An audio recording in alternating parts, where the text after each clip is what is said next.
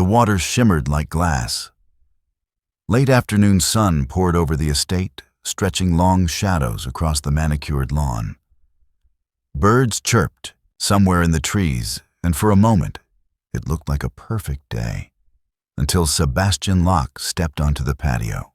His leather shoes scraped against the stone tiles as he came to a halt. Rigid sharp, his eyes fixed on the glint of turquoise water, and what he saw stopped his breath cold. His 6-year-old daughter Eliza was sitting at the edge of the pool, soaked through hair, matted to her cheeks, her tiny frame trembling. And beside her, drenched, gasping for air, one hand pressed against her ribs, was the housemaid, Grace Thompson. Her uniform clung to her like wet paper. Her arms were shaking. Her chest rose and fell in broken rhythm. Sebastian's voice sliced through the air like a blade. What the hell is going on? Grace didn't answer right away. Eliza turned her head slowly, eyes wide, and tear-filled lips trembling. Daddy. I fell. I slipped. Grace jumped in. She saved me. But Sebastian wasn't listening. Not really. His attention snapped back to Grace, who still hadn't stood up. Still too breathless, still too wet, still too wrong in this picture. You let her near the pool, he barked. You were supposed to watch her. How could you let this happen? Grace opened her mouth, but the words caught behind a throat full of chlorine and adrenaline. She tried. She was chasing a ball. It happened fast. I didn't have time to call for help. So you jumped in. You didn't think to alert anyone. What if you'd both drowned? What if I can't swim? Sebastian froze. Grace's voice was barely a whisper. I can't swim, she repeated, eyes brimming, but I couldn't let her drown. For a heartbeat, everything stood still, even the wind. Sebastian blinked. Once, then twice. You what? Grace's lip quivered. Her hands were still trembling against her knees. I didn't think. I just saw her sinking. I had to do something. Behind him, Eliza's voice rose in protest. Daddy, don't yell at her. She saved me. Sebastian turned, scooping his daughter into his arms. Go inside, he muttered. Get warm. I'll be right behind you. But now Eliza. The little girl looked back over her father's shoulder one last time at Grace, then disappeared behind the glass doors. And for a long, bitter moment, Grace stood alone, soaked, silent, invisible again. As if saving a child's life wasn't enough to be seen, this scent of lavender and chlorine lingered in the air as Grace Thompson closed the door to the servants' quarters behind her. Her uniform clung to her skin like a second punishment, still soaked cold in the way that made you shiver from the inside out. She didn't reach for a towel, didn't even sit down. She just stood in the middle of the room, arms wrapped around her own body, chest rising and falling. Her fingers were pruned, her breath unsteady. But it wasn't the water that shook her. It was what came after. The shouting, the look in Mr. Locke's eyes, like she was the one who had done something wrong. Like she hadn't just pulled his daughter from the bottom of the deep end. Like she was replaceable. Again. Grace lowered herself onto the edge of the narrow bed, and only then did her muscles begin to ache. Her lungs burned from holding her breath too long. Her ribs were sore where Eliza's panicked arms had wrapped around her.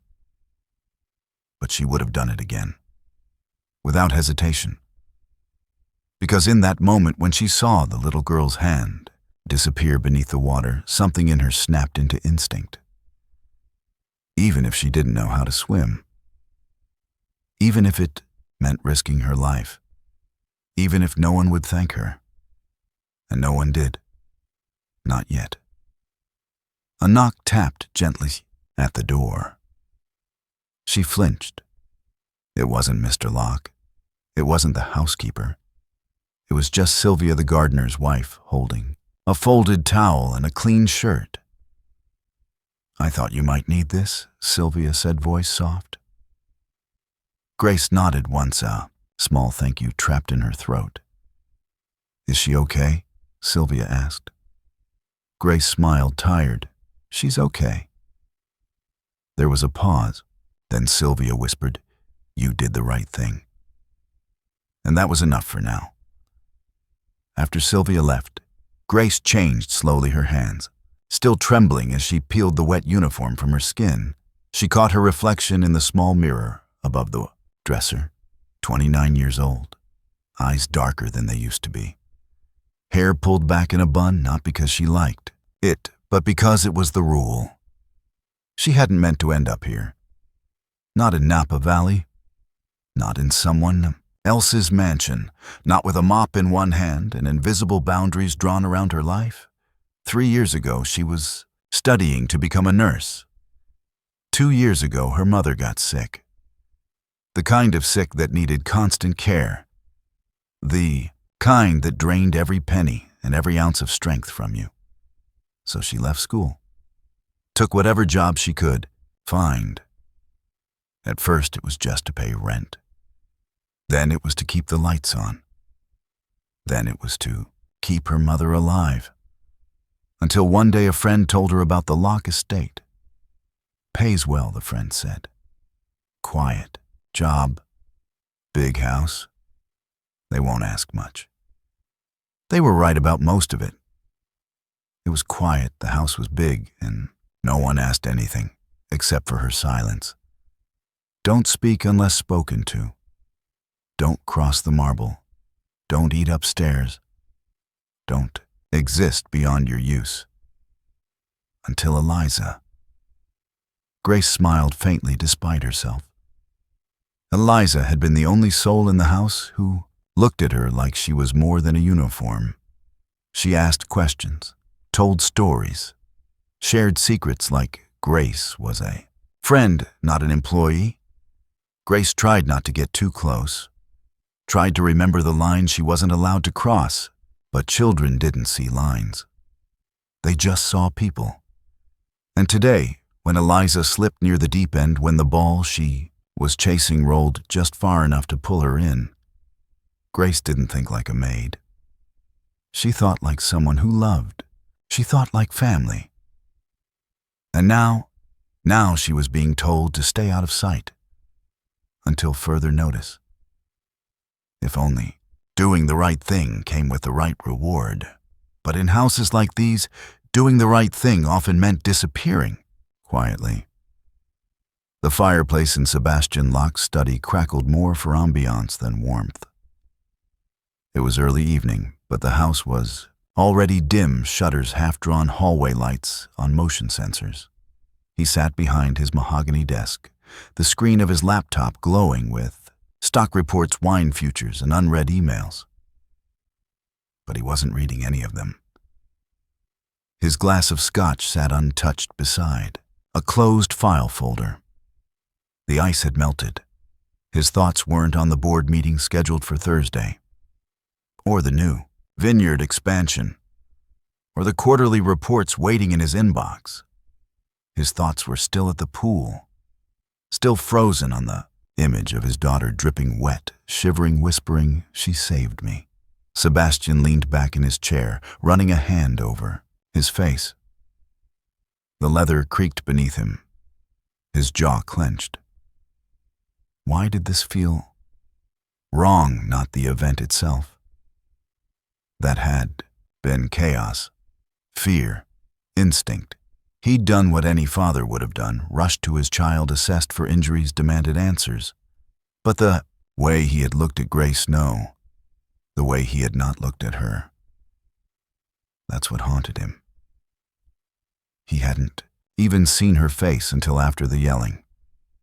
After the orders, after telling her to disappear. She had been on her knees, soaked, shaking, but not from guilt. From something colder. From something that looked a lot like betrayal. He rubbed his temples. Tried to shake the thought loose.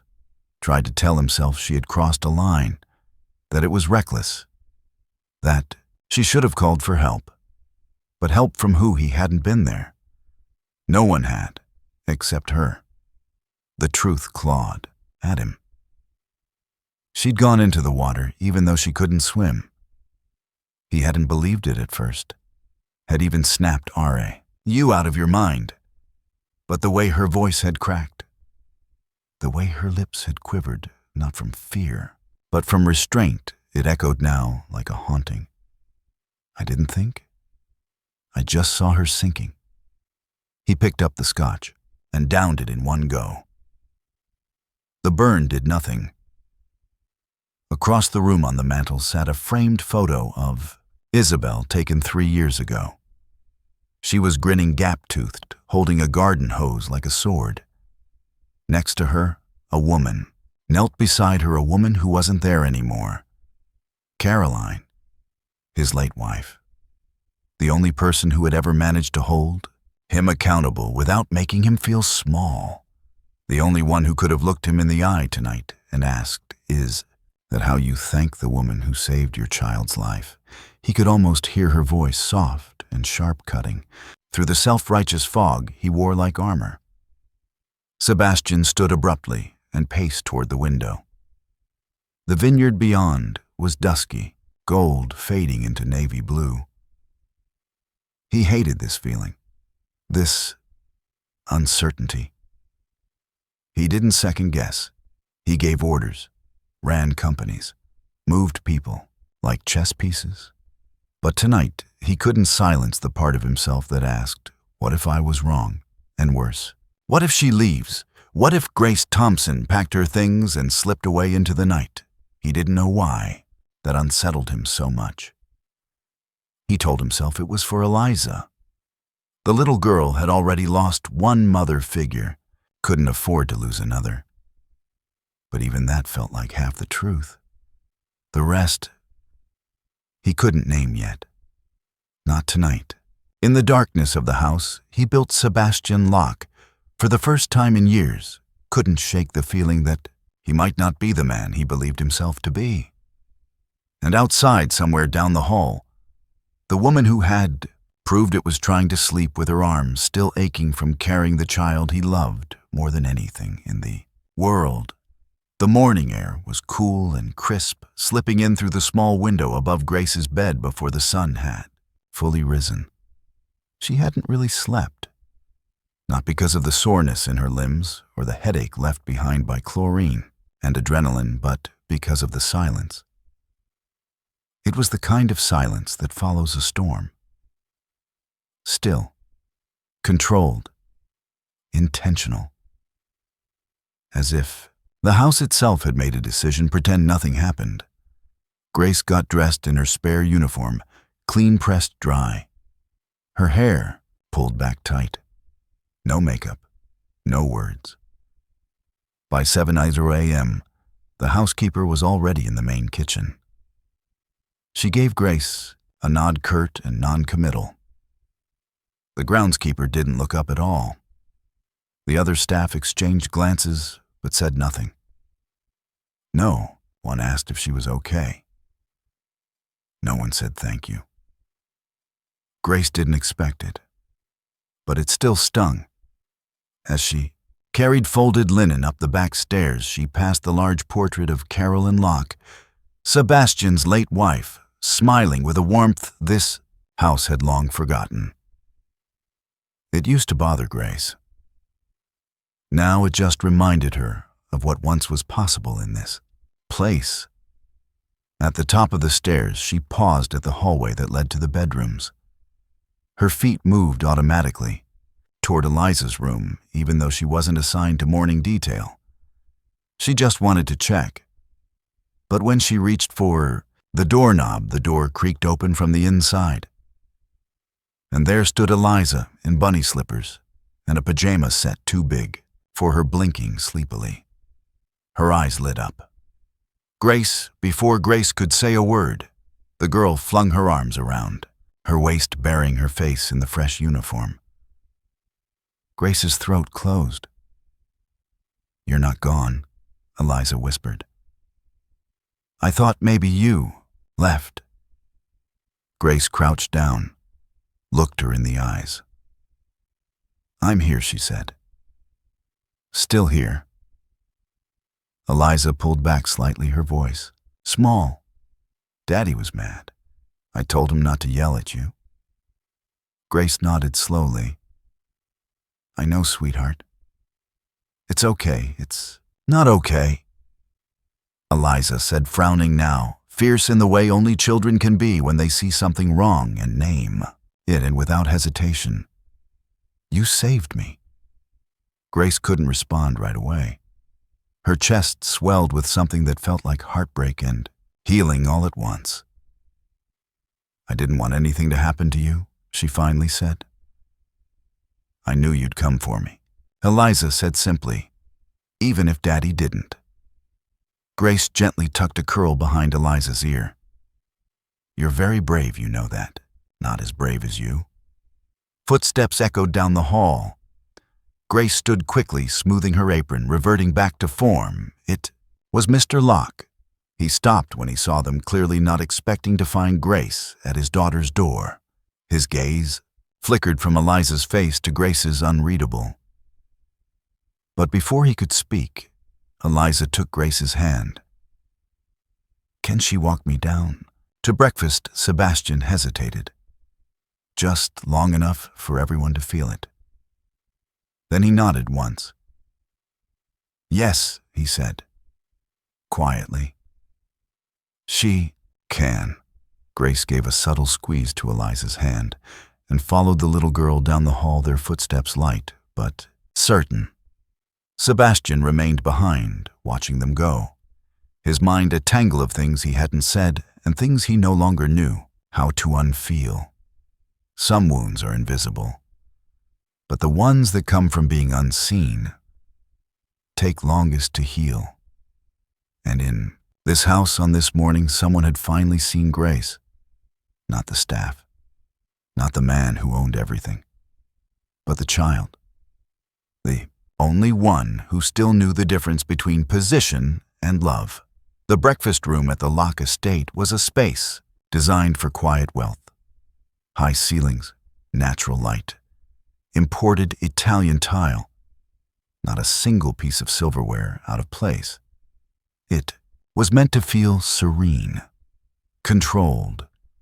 But this morning there was a tension in the air that no decor could disguise. Grace stood off to the side, behind the sideboard, folding napkins with mechanical precision. She hadn't been assigned to meal service, but Eliza had asked her to stay, and no one had said no. At the head of the table sat Sebastian, sipping black coffee. A folded newspaper lay untouched beside his plate. He hadn't spoken more than a few words since sitting down. Eliza poked at her toast. "Can Grace sit with me?" she asked. Sebastian looked up. "Grace is working, sweetheart. But she's not serving anything." Grace froze, eyes still on the napkins. "She doesn't need to serve all the time," Eliza continued. "She saved me yesterday. I think she deserves breakfast."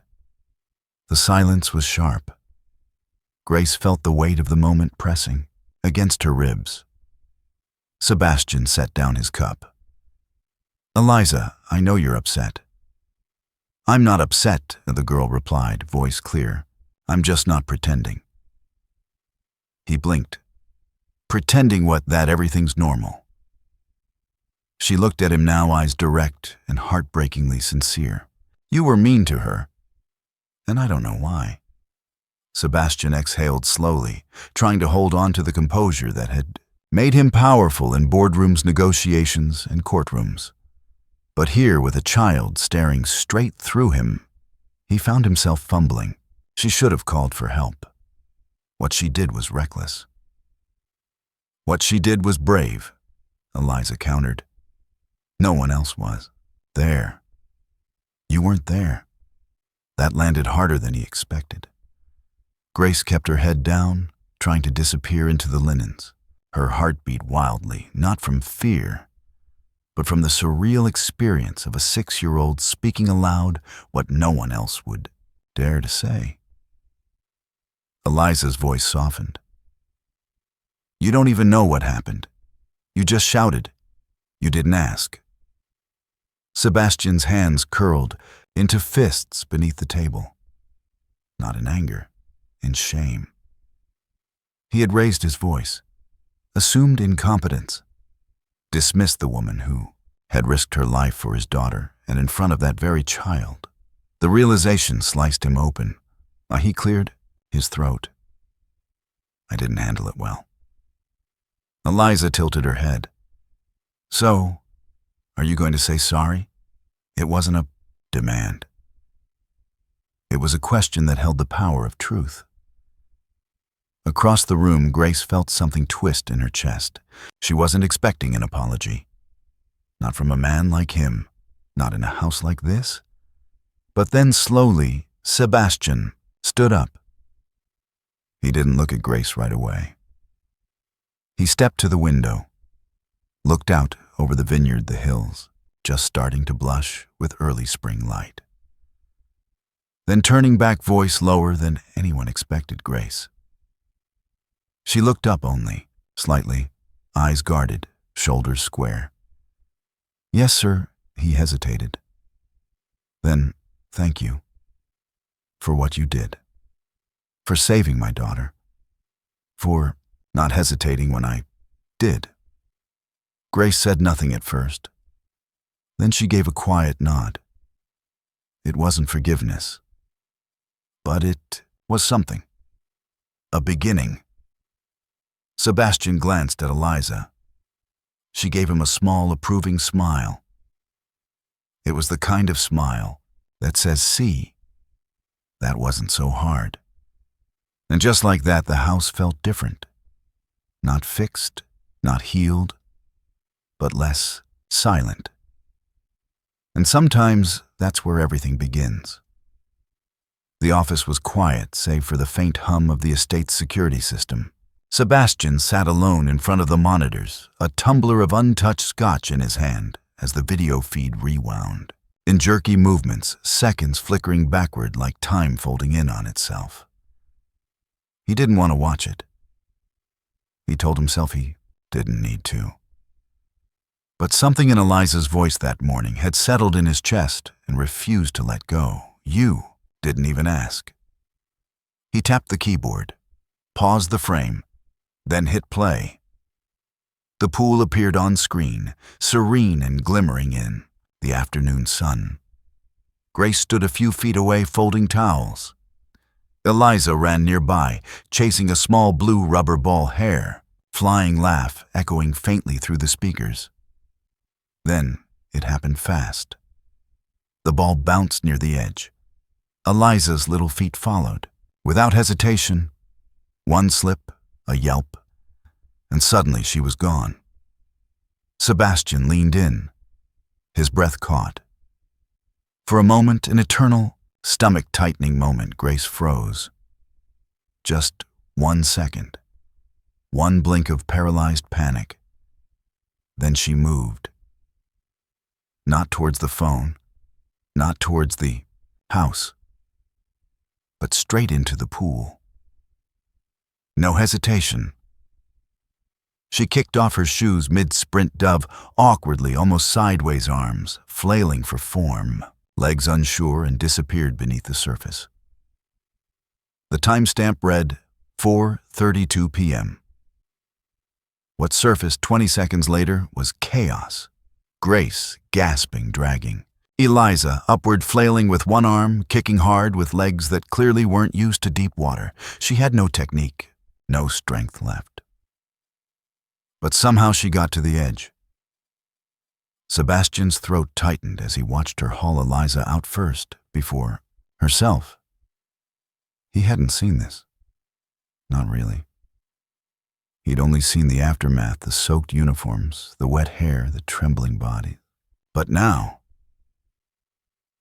he saw everything. He paused the video. In the still frame, Grace was slumped at the pool's edge, coughing, barely holding herself upright, while Eliza lay beside her, crying but breathing. Sebastian leaned back in the chair, and for the first time since Caroline's funeral, he let the tears come. Not loud, not dramatic, just quiet, hot, ashamed. Because Grace hadn't just done her job. She hadn't just acted heroically. She had risked her life, and all he had done in return was punish her for it. He pressed his palms to his face. How many times had he done this? Dismissed someone, spoken over someone, assumed they were wrong because they weren't him. He stood abruptly and walked toward the window where the vineyard rolled quietly into the hills. The sun was setting. The shadows stretched long. He didn't know where Grace was at this moment. But he knew one thing: she deserved to hear the truth. From him. Not in front of his daughter. Not as an apology wrapped in control, but as a man stripped of pride and finally ready to do what he should have done. The moment she came out of that pool, in the glow of a paused video feed, Sebastian Locke saw something money had never taught him: that real courage has nothing to prove. It just acts. And those who carry it often do so alone. The hallway to the staff wing was quieter than usual. After dinner, most of the house had gone still. Liza was asleep upstairs. The housekeeper had turned in early, and the night staff kept to shadows and side entrances. Sebastian Locke stood outside a plain white door, one hand raised to knock the other, resting awkwardly at his side. He wasn't used to this. He didn't do apologies. He did control, command, contracts. But this was different. He knocked twice, then a third, time softer than intended. There was a pause. Then the door opened a crack. Grace Thompson stood on the other side, wearing a faded hoodie and cotton pants, her face clean of makeup, her eyes guarded but alert. She looked surprised, not scared, just uncertain. Mr. Locke Sebastian cleared his throat. "May I come in for a moment?" Grace hesitated, then stepped aside, wordlessly. The room was small, tidy. Books stacked on a desk. A framed photo of an older woman, her mother he assumed, sat near the bedside. There were no luxuries, no indulgences, just function, just life. Sebastian remained standing, arms loosely crossed, not sure where to place them. Grace waited back straight, not offering a seat. Good, he thought. He didn't deserve one. I watched the footage he began. She didn't answer. From the pool. Yesterday. Her expression didn't change, but he could feel the shift in the air between them. The difference between being heard and being tolerated. "I saw everything I missed," he said, "and everything I refused to see." She still said nothing. So he continued. "You jumped in, even though you couldn't swim. You saved her. You saved Eliza. And I..." He looked down. "I treated you like a liability." A pause. "I was wrong." That hung in the air for a long time. Grace blinked. Once. "Yes," she said finally. Her voice was calm, even, but not cold. Sebastian nodded. He looked around the small room, then back to her. "I didn't come here to clear my conscience," he said. "I came because I owed you more than silence or commands. I came to say thank you, and I came to say I'm sorry." Still, Grace didn't rush to fill the space. She let him sit with the discomfort. Then gently, "Do you know what was worse than being yelled at?" He shook his head. Not being seen. Her voice didn't tremble. "I knew you wouldn't be grateful. I didn't expect that. But I thought just for a second you might look at me like I mattered." Sebastian's jaw tightened. Not in anger, in hurt, not because of her words, because they were true. Grace exhaled slowly, not out of relief, but release. "You don't have to fix it," she said. "But you don't get to erase it either." He nodded again. "I won't." There was a silence between them that didn't feel hostile, just tired. And in that stillness, Grace added, "You know what scared me the most in that moment?" Sebastian looked up. "Not the water," she said. "Not drowning." "What then, that no one would believe me after?" Her voice cracked just slightly.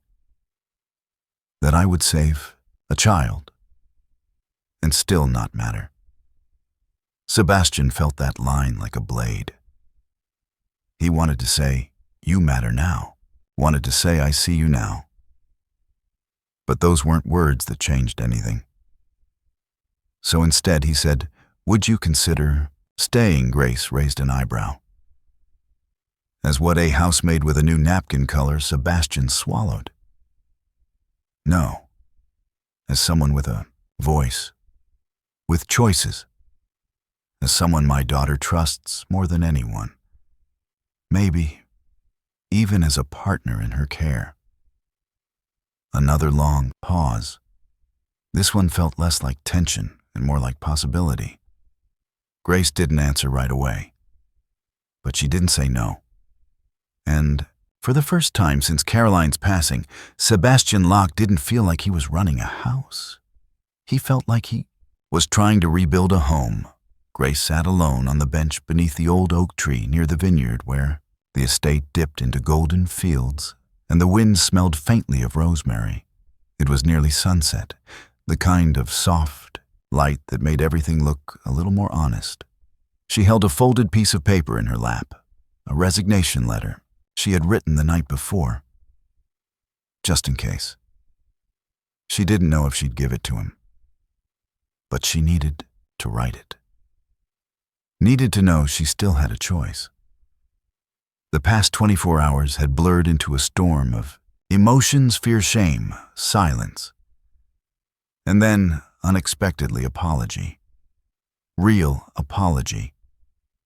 The kind that doesn't beg for forgiveness, but offers humility. Still, Grace had spent too much of her life being told to stay strong while being treated like she didn't matter. She couldn't stay if staying meant disappearing again. She looked down at the paper, then folded it once more. "You're not really leaving, are you?" Grace turned at the small voice behind her. There stood Eliza in her rain boots, holding a stuffed fox, by one ear eyes wide with something heavier than childhood should carry. "Where'd you hear that?" I heard Miss Patty say. "You might go. That people like you don't usually stay long." Grace's heart sank. People like me, Eliza, frowned. People who are kind but don't get treated like it. Grace blinked. She'd expected a dozen things from this child, but not truth in its purest form. "I don't know if I'm staying," she said honestly. Eliza stepped closer. "Do you want to leave?" Grace thought about it, about everything this job had cost her, and everything it had given her. She thought about long hours and closed doors, about the way the staff avoided eye contact, about silence served at every meal. But she also thought about Eliza's laugh echoing through the hallway, the way she curled into Grace's side during story time, the way she whispered secrets that only children carry. She looked at the little girl now, so small, so open, so trusting. "I don't want to leave you," Grace said softly. Eliza's face crumpled a little. She climbed up onto the bench beside her and leaned in too, Grace's arm resting her head against Grace's shoulder. When Mommy died, Eliza whispered, the whole house got quiet. Like everyone forgot how to be nice. But then you came. Grace held her breath. You talk to me like I matter. Even when I say silly things, you always listen. Grace turned her face toward the sunset, blinking back tears. Not because Eliza was making her stay, but because she was reminding her why she came in the first place. Thank you, Eliza, she whispered. Please don't go, Eliza whispered back. And then for the first time in a long, long while, Grace allowed herself to lean into hope. She didn't know what the future looked like. She didn't know if she'd stay forever. But for now, this child needed her. And maybe, just maybe, she needed this child too. The study was warm with amber light when Grace knocked on the door. Sebastian looked up from behind his desk. The fire beside him crackled, casting shadows that danced across the floor. This time he stood as she entered, not out of habit, but out of respect.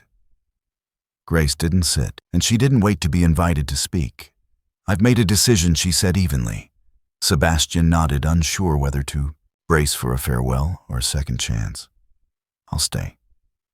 For now. A quiet breath escaped his chest. But before relief could fully settle, Grace raised a hand gently, not as interruption, but as boundary. But things will change. Sebastian straightened. Grace stepped, forward calm but unwavering. If I stay, it won't be as someone expected to disappear between meals. It won't be to tiptoe around power or pride. I'm not asking you to, he said quickly. You don't have to, she replied. I'm stating it.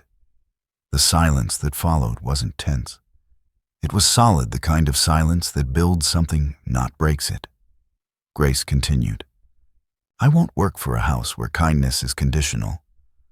I won't stay quiet if something feels wrong. And I certainly won't raise a child I love under the shadow of silence. Sebastian nodded slowly. Understood. And I want to be involved. In Eliza's care, her education, her routines, her well-being. Not just as staff, but as someone she trusts. He exhaled, the full weight of her words settling in. Not demands, not ultimatums, just truth. You've earned that, he said softly. Grace looked him in the eye. I didn't earn it. I embodied it. You're only just noticing. Sebastian's lips parted, then closed again. Because she was right. Then I'll say it properly, he said. Grace, thank you for saving my daughter. And thank you for staying. She gave him a single nod. I'm not staying for you, she said. I'm staying for her. But if you grow up a little in the process, I won't complain. That made him smile. A real one. Not the kind he used in business meetings. The kind that cracked through armor and landed as gratitude. I'll work on it, he said. She stepped back toward the door. Good. Because Eliza already has a heart. She doesn't need a father with a fortress. With that, Grace turned and left the room back straight head high. Not a maid, not a guest, not a problem to manage, but a presence to honor. And behind her, Sebastian sat down again, no longer feeling like the man in charge. Just a man, finally learning what leadership actually looks like. 2 weeks passed. No big announcements, no dramatic changes, just small shifts. And sometimes, that's how the world truly changes. The Locke estate still looked the same, on the outside vineyards, blooming marble floors, shining staff, moving with polished discretion. But beneath the surface, something had softened. Grace now walked the hallways without shrinking. She no longer entered a room waiting to be corrected. She entered it as herself. She had been given a new title, childcare and wellness. Supervisor, though, she never asked for one. She spent her mornings reviewing lesson plans, helping Eliza with schoolwork, and working with the housekeeper to ensure the younger staff weren't overworked or dismissed. It wasn't about position. It was about presence. And Eliza, she bloomed like spring in the vineyard. Her laughter echoed freely now. She told jokes during breakfast and sat next to Grace at lunch. She brought her drawings to show Sebastian in the evenings, sometimes sticking around long enough for a bedtime story from both of them. And Sebastian, he didn't become a different man overnight. But he tried. He started asking instead of ordering, started listening when Grace spoke, started really noticing the people around him. One evening, after Eliza had gone to bed, he found Grace out on the patio reading a paperback under the garden lights. "That a good one?" he asked, nodding to the book. "Not bad," she said. "The plot's a little thin, but the female character doesn't wait to be saved. So I'm sticking with it." He smiled. "Sounds familiar." Grace closed the book, but didn't move. "You've changed," she said. Sebastian raised an eyebrow. In a good way, in a real way. They sat in companionable silence for a while, the sky above them, scattered with stars. Then he spoke again. "Do you think Eliza's okay? Really okay?" Grace thought for a moment. "I think she's healing. And she's not doing it alone anymore. That's what matters." He nodded, his gaze drifting upward. "You've changed this house." Grace didn't answer, because she didn't need to. It wasn't about her changing the house. It was about being allowed to exist fully inside it, to be seen, to be heard, to be honored for who she was. And when that happens, healing doesn't just touch the child. It touches everyone in the room. The letter wasn't meant for anyone else to read. It sat folded in a journal beside Grace's bed, scrawled in ink that had bled a little from the pressure of her pen. She hadn't written to her mother in years, not since the funeral. But that night, long after Eliza had fallen asleep clutching her fox plush and the estate had gone quiet under a velvet sky, Grace found herself sitting, cross-legged on her quilt journal, open heart full. She wrote, "Mama, I did something brave. Not just once. Not just when I jumped into that pool. But when I decided to stay. I stayed not because they asked me to. Not because I was needed. But because I finally realized that what I do, the way I love, the way I show up, it matters. There was a time I thought silence was strength. That keeping my head down meant survival. But you didn't raise me to be silent. You raised me to be steady. You raised me to speak when the moment calls for it. And to stand even if my voice shakes. This house is different now. Not perfect, but better. Because one small girl reminded a broken man how to listen. And maybe reminded me how to believe in something again. I don't know how long I'll stay here. Maybe it's just a season. Maybe more. But I'm not afraid of the silence anymore. Because now when I speak, someone listens. And Mama, that someone is me. She closed the journal, slid it beneath her pillow, and turned off the light. Outside, the wind rustled through the vineyard like a whisper of peace. And in the stillness of that quiet house, Grace Thompson slept not like a servant in someone else's home, but like a woman who had reclaimed her voice not through force, not through anger, but by refusing to disappear.